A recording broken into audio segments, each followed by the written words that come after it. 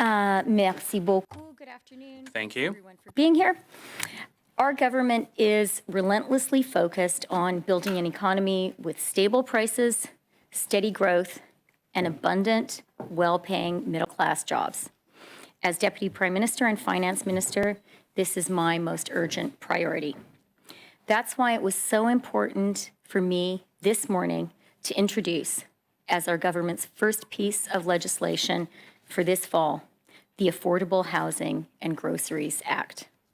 Our Prime Minister promised last week, with all of us standing beside him, that we would take these actions, and we are delivering on that today.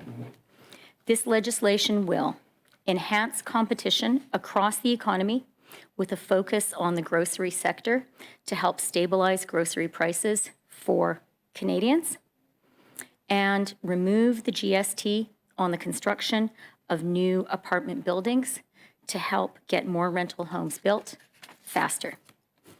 Notre projet de loi a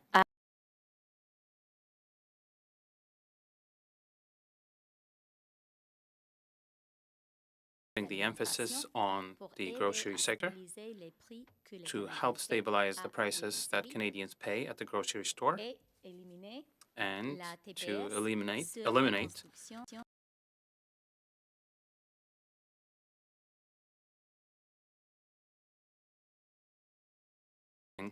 as quickly as possible. In parallel to this, we are supporting our small enterprises by expanding by 1 year the period of repayment of the loans that they benefited from. Concrete solutions that will make life more affordable for Canadians. More competition will ease sticker shock at the grocery checkout line. Eliminating the GST will get more housing built faster so that more Canadians can have an affordable place to call home. And small business owners will get some much-needed breathing space.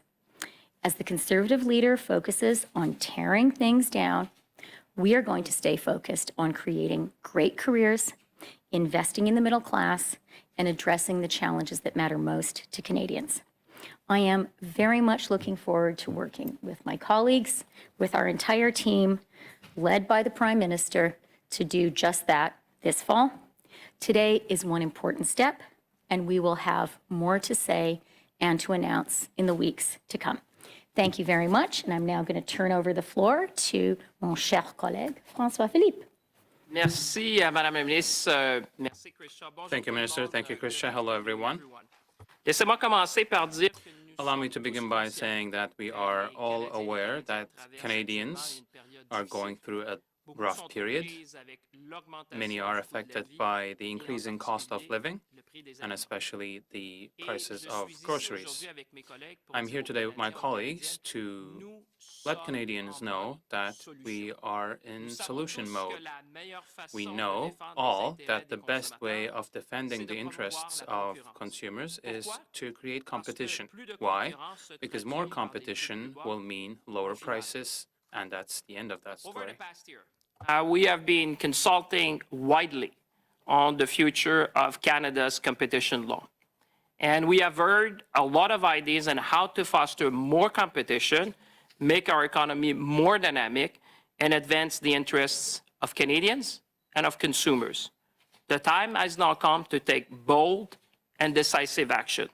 That's why, as the Deputy Prime Minister said, Bill C-56 presents targeted reforms to improve competition, especially in the grocery sector, with 3 landmark reforms. First, we will give more power to the Competition Bureau to conduct and complete more effective investigations through compelling the production of information. Second, we will make it easier to block mergers that are not in the best interests of consumers. That's why we will remove the so-called efficiencies defense. Consumers need to be the focal point when it comes to competition and not commercial interests. Third, we will empower the Bureau to take action against collaborations that stifle competition and reduce consumer choices. Les réformes à la loi sur la concurrence toucheront 3 The reforms to the Competition Act will have three main parts. First of all, we will give more powers to the Competition Bureau so that they can carry out and finalize investigations more quickly with the power of requesting documentation.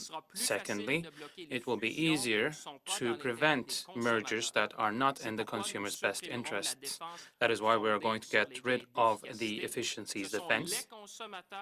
It is the consumers who have to be at the heart of our attention and not commercial interests. And thirdly, we will give the Bureau the means to take action against partnerships, against competition that reduce the choice before consumers. Consolidation, more competition, and lower prices. And I would say, in conclusion, every day is a good day to fight for Canadians, and that's exactly what this team is committed to do. Merci, and I'll pass on down to my friend, Minister Fraser. Sean? Merci François-Philippe. C'est un plaisir d'être ici avec vous aujourd'hui. Thank you, François-Philippe. It's a pleasure for me to be with you. In the House of Commons to encourage home builders to get shovels in the ground. As a result of the change that we're making to remove the GST on new apartments, hundreds of thousands of homes are going to be constructed that otherwise would have sat on the shelf. Since we announced this change to the federal GST policy for home construction, provinces have followed suit and started to remove taxes on home building as well. We've seen Ontario, British Columbia, Newfoundland and Labrador. This morning, my home province of Nova Scotia, and reports that others are considering doing the same, indicate to me that federal leadership is driving change at other levels of government that are going to help accelerate the pace of home construction beyond what was previously expected. This is really important right now. And it's important because the financial landscape for home builders has changed. With increasing costs of materials and supplies, with the challenges that people are dealing with, not only with inflation, but interest rates, there are hundreds of thousands of homes that have already been approved that have been put on pause. Today, we've changed the equation. We're making it more reasonable for builders to go ahead with those projects that would otherwise have been marginal. We're going to continue to use federal leadership and federal funding to drive the kind of change that's going to help solve Canada's national housing crisis. This is a major measure, but it's not the last one that we're going to advance.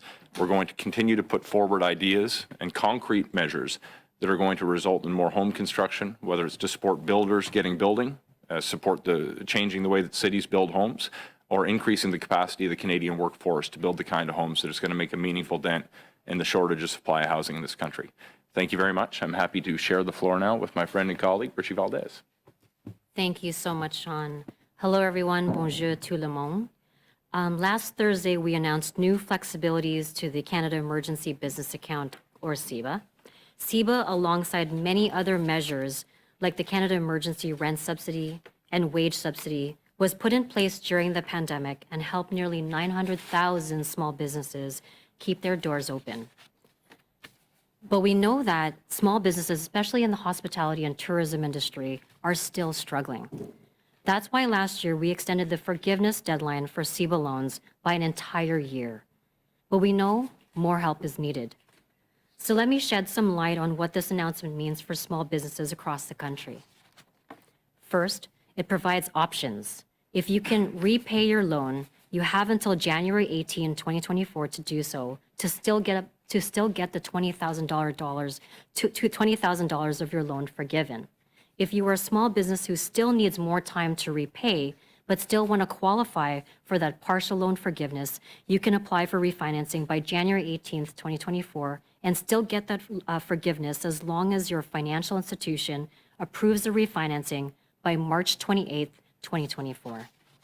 This means that you have more time and flexibility to work with your bank and have your loan partially forgiven. Lastly, if you cannot refinance your loan or repay by January 18, 2024, you now have one more year to repay your loan in full until December 31st, 2026. Businesses will have more than 3 years to repay their loan at a lower than market interest rate of 5%. And over the past little while, I've been traveling across Canada and speaking with small businesses from PEI to BC and to the Yukon. They have told me repeatedly that they need more flexible options and more time. The changes we have made to CEBA do just that. And I want to take a moment to thank small business owners across Canada for the hard work they do and that they have been doing throughout the pandemic. And as an entrepreneur during the pandemic, I understand the challenges that they continue to face. And I want you to know that we have your backs and we will continue to be there for you. Thank you and merci. And I'll now pass it over to Anita. Thank you so much, Richie, and bonjour tout le monde. C'est un grand plaisir d'être. Hello, everyone. It's a great pleasure to be here with you this afternoon. While the Conservatives have consistently voted against our measures that support millions of Canadians, from the grocery rebate to early learning and child care to indexing old age security, we are going to continue to do the work that is necessary to support Canadians during this economic time. We're working across government to refocus our spending on priorities that matter to Canadians most. And this include measures to increase more housing, to stabilize grocery prices, and to support small businesses, as you have heard today. As President of the Treasury Board, I am committed to ensuring that we are prioritizing smart governance and prudent fiscal management so that our public resources benefit Canadians, because you are counting on us to deliver for you. I will oversee the implementation plans for Bill C-56, the Affordable Housing and Groceries Act, to make sure that they are solid and effective in addressing the housing crisis and the rising cost of living. The analysis that I will lead as Treasury Board President will ensure value for taxpayer dollars.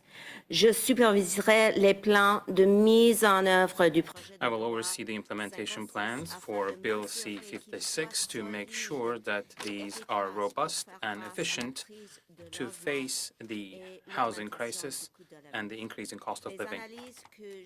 The analyses that I will carry out as the President of the Treasury Board will allow the optimization of the use of the taxpayers' money. Deliver for you on the economy, on the affordability issues that you are facing.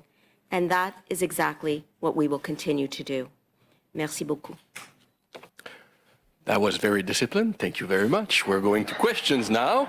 On espère que les journalistes seront. Well, we hope that the journalists will be equally disciplined. Well, short questions and answers, please. Yes, let's go to the room. Let's start with Najut. Hi. I want to start off by asking about the GST rebate. It's for projects that are constructed from now until the end of 2030, or at least start construction. I'm wondering why 7 years only. One of the things that we heard when we were, apologies, I assume this one was directed at me. One of the things we heard when we consulted with industry players and folks who know the space in the housing sector was that we needed to give enough time for people to plan ahead what their next cycle of construction projects are going to look like.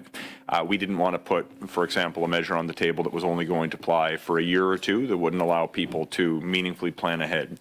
The next 7 years, or 6.5 years, I suppose, is key because it aligns with the supply gap report that CMHC recently produced.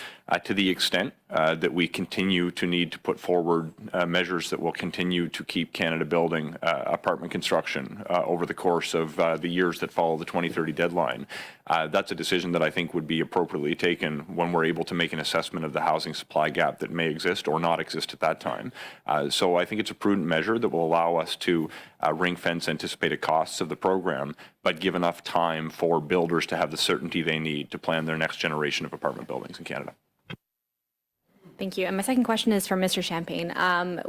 Your government promised to review the Competition Act. You published a report a couple of days ago on the public consultations. Can you talk a little bit about what else is to come? Because we know something's coming, but can you give an outline of what else you're hoping to do?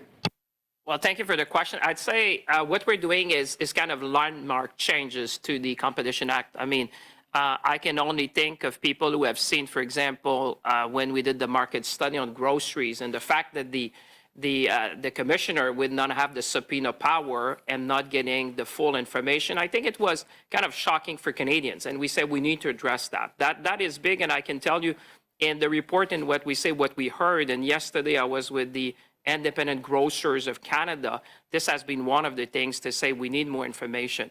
The second one, which I would say, which is big, is the famous so-called efficiencies defend. I'm not sure I would have called it this way, by the way, at the time. This go back to almost 1968, and basically it's been used time and time again to have consolidation at a time where we want to have more competition. And I would say, if you ask me what's the big thing, this is a real big thing in Canada's history, because we were one of the few countries that I can imagine to have such a provision that would allow mergers to go forward on the basis of synergy, despite the fact that they're not in line with competition. The third thing we did, and the Deputy Prime Minister was saying that, is that we also heard people with respect to grocery. And one of the landmark thing you see is these kind of collaboration you've seen, that when, for example, a banner would go in a shopping center, you'd have restrictive covenants that others cannot come in the same area within a radius. So if you ask me, this is the big things we're doing. Will there be more? Definitely, we're going to continue the work. But I would say at a time where Canadians are saying, the price of food is of concern, cost of living is concerning, the best way we can do, apart from the work that we've been doing with groceries and collectively, I think, taking these big chunk in terms of reforming competition in the country will lead to lower prices. Émilie Bergeron. Oui, bonjour, Madame Freeland. Hello, Madam Freeland. So your measure will not just apply to affordable housing. You decided to not determine thresholds on the market value. NDP, your partners, let's call them, said that this would lead to the construction of luxury condos. So what do you respond to them? Why did you make this choice? Thank you for the question. This is a very important question indeed. Our position is that Canada needs two things. So first off, we need more housing. This is a question of mathematics. We are a growing country, and this is a good thing. But a growing country also has to build more housing, and we, as a country, have to do this as quickly as possible, and this is a very strong measure, which will necessitate all of the powers of the Canadian economy, public and not-for-profit private sectors, to go ahead and build more housing. Our second objective is that we understand that there is this big project of building more quickly. And secondly, yes, you're right, we also need particularly more affordable housing. And this is a target on which our government started working. The moment we formed the government, we had many initiatives, and we wanted to specifically target the not-for-profit and affordable sectors. And we will continue to do this, and we will have general measures which will mobilize all the capital and all the powers of the private sector to build more housing. And I would like to also add one more thing.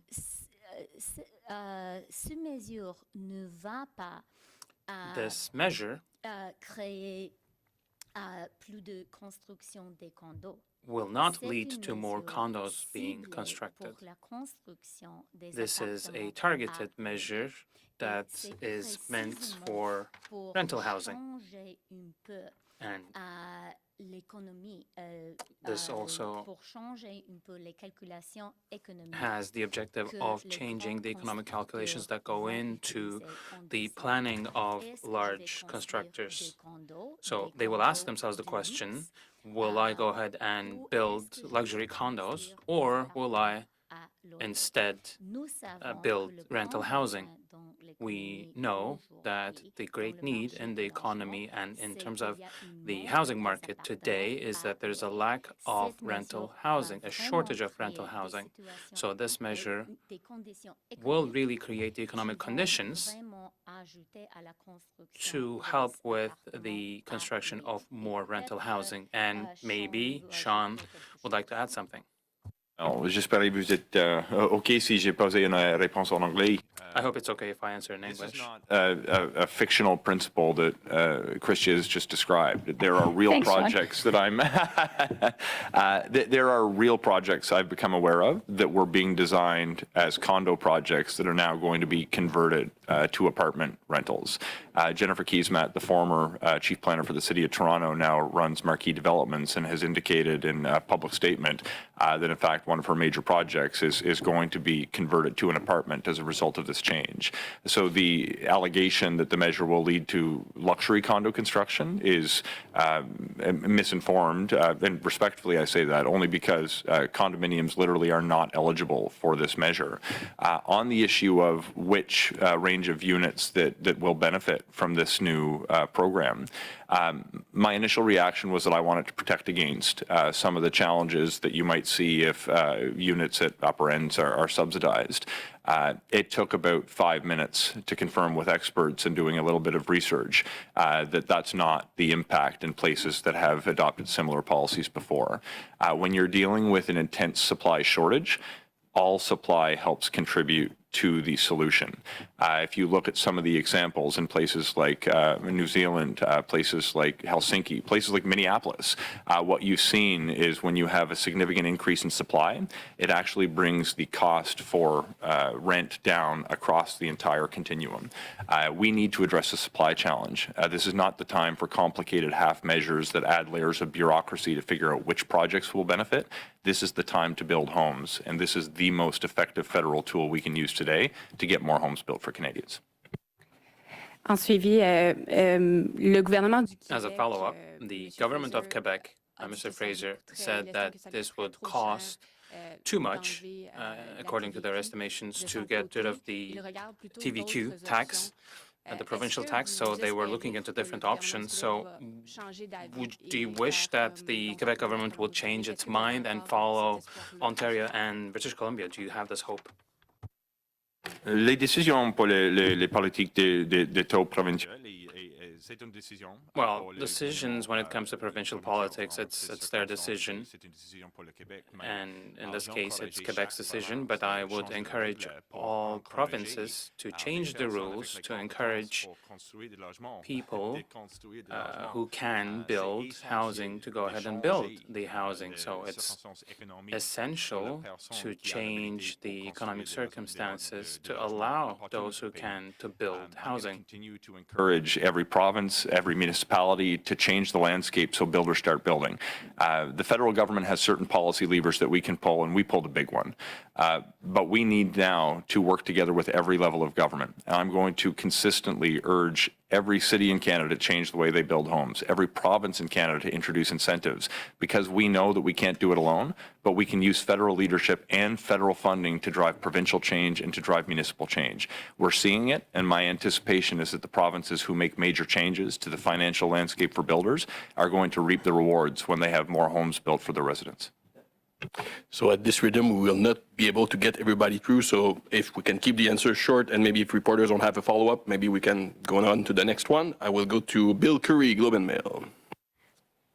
Thank you. Question for the Finance Minister about the Canada Pension Plan. The Alberta Premier is announcing a plan to pull the province out of the CPP, and we understand she's going to say the province is entitled to about half the assets, more than $300 billion. What's your response to that? Thank you for the question, Bill. Let me start by saying that the CPP, I think, is one of the crown jewels of Canada. The CPP ensures that our parents and all of us can have a safe and dignified retirement. It is a source of a huge amount of security for every single Canadian, from coast to coast to coast, and it is the envy of the world. We're lucky to have it. In terms of Alberta's announcement today, it is happening even as we speak. I haven't read the details, and I'm going to refrain from comment until I've read them. Wait. Okay. Notre système des pensions Our Our pension plan, the Canada Pension Plan, is the foundation of the security that's afforded to each and every one of us. It's a guarantee for every Canadian that there will be a pension, a secured pension for each and every one of us, and we have to be proud of it, and we should be really happy that it exists. And when you look at other countries on the international level, all other countries are actually looking to create a system like ours.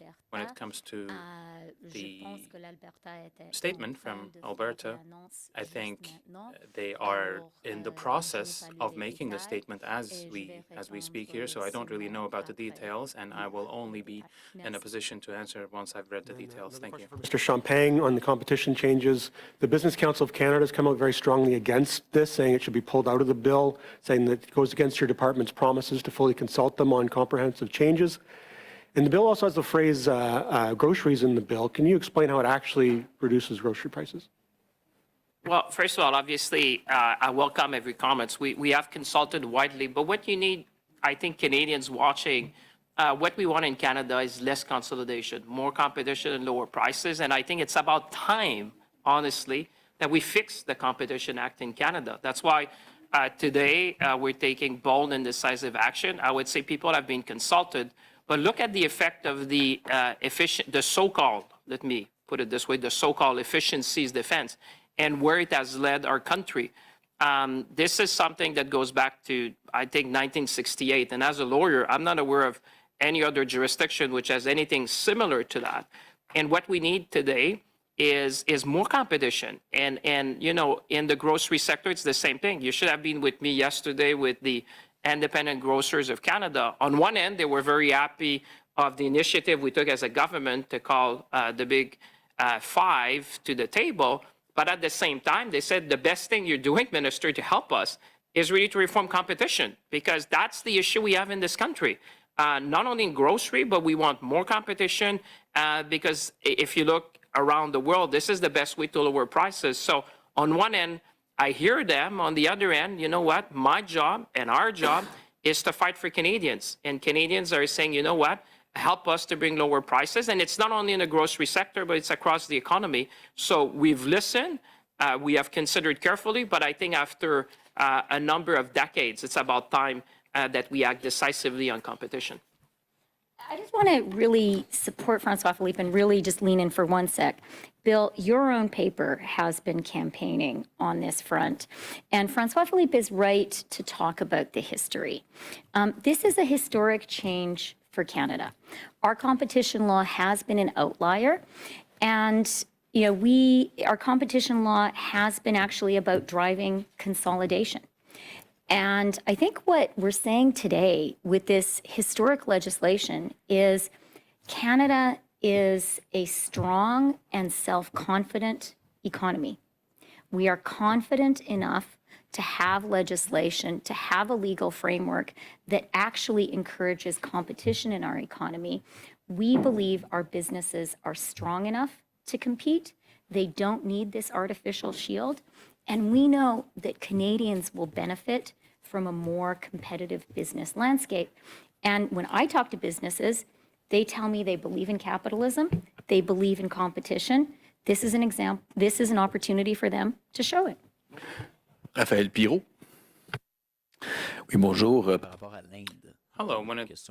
A question for Mr. Champagne, Madam Freeland, about the issue with India. So have you seen economic repercussions, or when it comes to investment projects coming from India that may be suspended?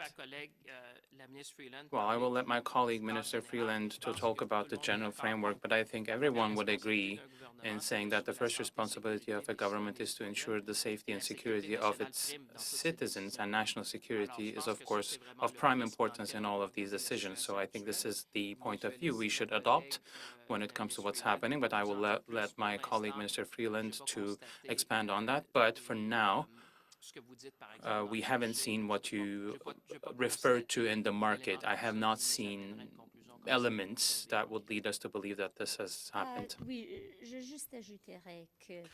I would just like to add that the Prime Minister made a statement in the House of Commons on Monday, which was very serious, and it was appropriate to do that in the manner in which it unfolded. At the end of the day, it is a really fundamental and simple question. It is an issue of Canadians' security. It is about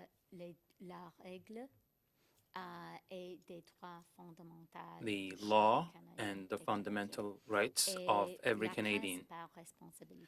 The main responsibility of the federal government is to ensure the security of each and every Canadian and to ensure that the law is abided by. That's what we've done. That's what we will do. So there have not been repercussions. Are you concerned that there will be repercussions? No, please go ahead. So I think we've talked about the same thing. So the principle that should guide our observation of things is the security and safety of Canadians and national security in general. That should be the framework. And the Prime Minister was very clear. Minister Freeland also underlined it once again. That is the framework. Now, after that, we will follow, of course, how things progress, but we have to keep in mind the framework in similar situations when you have allegations of this type, very, very serious allegations, then I think we should, again, focus on national security and the security of Canadians. That is the priority, and for the rest, we will see. And the principles that will guide our government, the principles and the values are very simple and very open. Very clear that the security of every Canadian is the fundamental priority, and that Canada is a country that abides by the rule of law, and the law has to be followed. That's it. Merci beaucoup pour ces réponses. Thank you very much for the answers. Je voudrais dire que, premièrement, il y a un système, un processus First of all, d'investigation there is an investigation, a legal investigation that is underway, and we have to allow d'être suivi. this process to take its course. On doit reconnaître qu'il y a And we also have to des relations, recognize connexions that très proches there are entre very close ties and relations between our two countries, between families, between companies. J'espère, je sais And I hope que ces and I relations know vont that continuer these relations d'être une will réalité continue pour les to familles, be pour les a reality entreprises for et families, for l'économie companies, en and général. for the economy in general. Thank you.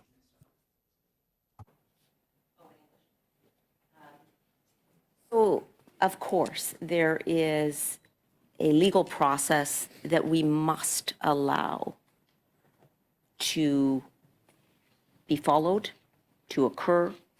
It involves an investigation, and it is being led independently of this panel of people and our government. As that occurs, and beyond, we have to recognize that the people-to-people ties, the business-to-business ties, the trade ties, the economic ties between our countries are strong, and that they will continue. Thank you. On a à peu près 3 minutes encore. We have about 3 more minutes. Marco? Thank you. I want to talk about the GST rebate a bit. I've heard from home builders groups, there seems to be some, unanimous support for this measure. But one thing they're continuing to talk about is, the kind of lack of action that would make market rate or, middle class homes more affordable for Canadians. Is there anything that, this government's doing on that front, besides, with what Minister Fraser's doing around, accelerating the supply of housing, anything maybe like increasing the mortgage repayment period from 25 to 30 years or changing the stress test? Sure. Look, thank you. There's no shortage of reasons why we're dealing with a challenging situation around affordability housing. Supply is a major contributing factor.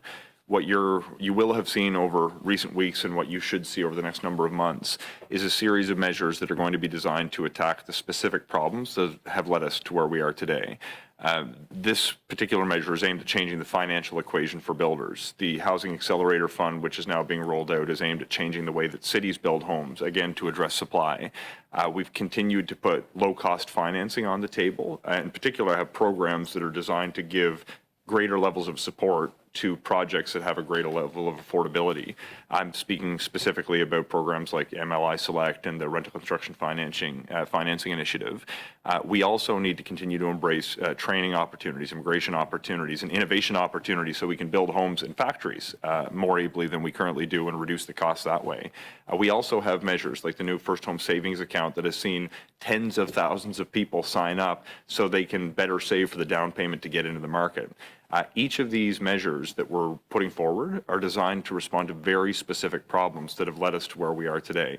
What you're going to see over the next number of months is additional measures that will continue to attack these problems, and the sum total will render housing more affordable over time. It's not going to happen overnight.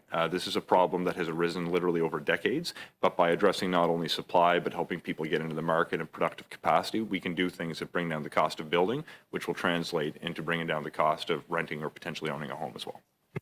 I'll just say it's a really good question, and that kind of middle layer is really important. It is something that we are specifically focused on.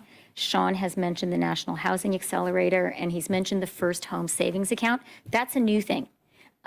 It has only been up and running since this spring. When I talk to financial institutions, they have been really, really surprised at the very high level of take-up. It allows you to save $40,000 towards a down payment, tax-free in, tax-free out. And the high level of take-up shows to me Canadians, many Canadians want to be able to buy their first home. We understand that. We strongly support that. And as Sean said, we are looking at a number of measures to help support those Canadians. And if I have time for one last one, Mr. Champagne, can you kind of explain a bit how these competition rules will specifically stop restrictive covenants from happening? Because it seems like from the Bureau's report a couple months ago, it suggested that was something that kind of fell to the lap of the provinces and territories. So can you kind of explain in a bit more detail how that would work? Well, first of all, thanks for that question. I mean, if you think you should perhaps also talk to the Independent Grocery Association. I was with them yesterday. And, they represent, 6,900 independents across the country.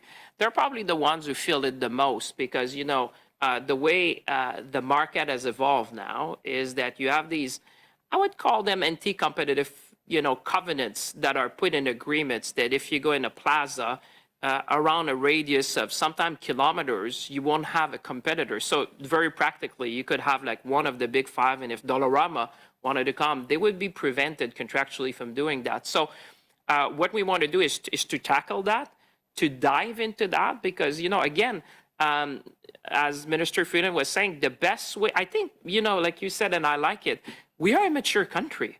I mean, we have strong businesses, and the best way for consumer, like I said, every day is a good day to fight for Canadians. And the best way to bring down prices, not only on grocery, is just to have more competition. Everywhere we go, we hear that from smaller businesses, medium-sized businesses. I'm sure, Mr. Valdez, we have things to say. And yesterday they were saying, Minister, again, thanks for what you're doing on grocery, but God, thanks for what you're doing on competition reform, because you as a government are tackling something that we've been saying for decades that has not happened in this country. Now we're facing, I would say, circumstances that are quite unprecedented in terms of affordability. And on one end, what you say is the full force of government coming and say, we're going to do things on housing. We're going to tackle competition. We're going to go against grocery. We're going to help with CEBA. I think that's this whole of government that we're using all the levers, all the tools we have to help Canadians at the time of need. And if I could just build on that point, you have to remember that mergers and acquisitions law is regulated provincially.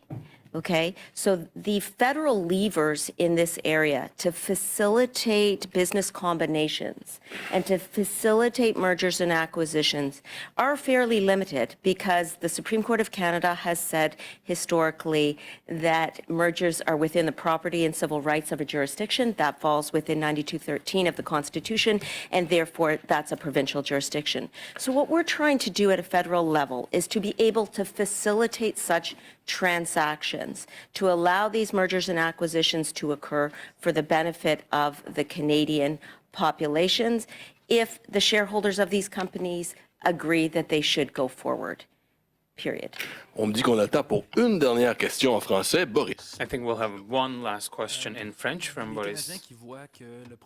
So Canadians take a look at Pierre Poilievre's projects limiting the GST rebates for rental housing, but on the other hand, you have rental housing that goes for really higher prices. How do you explain this? Well, I think we've already responded to this question, but let's repeat the answer. We are absolutely convinced that the main problem in Canada is a shortage of housing. So we believe that the main solution should be to build, build, build. This is a very strong measure that we are going to implement, and this measure will really encourage a lot of home builders and a lot of building.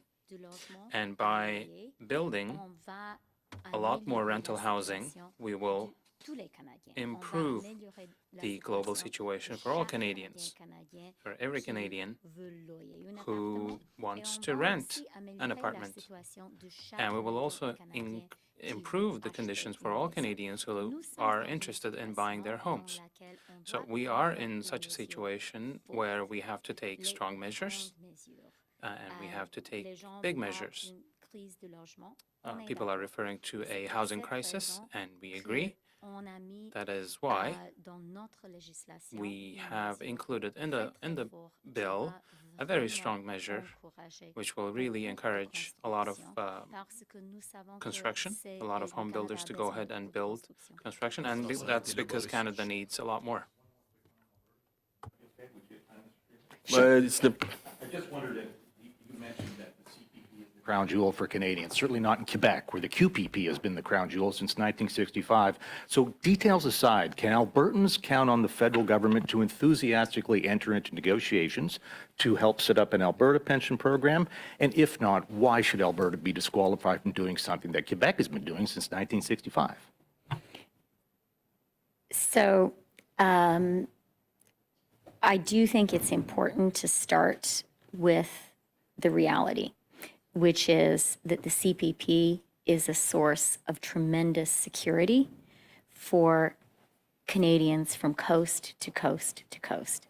Thanks to the CPP, so many of us have an assurance that we can retire in dignity and in security.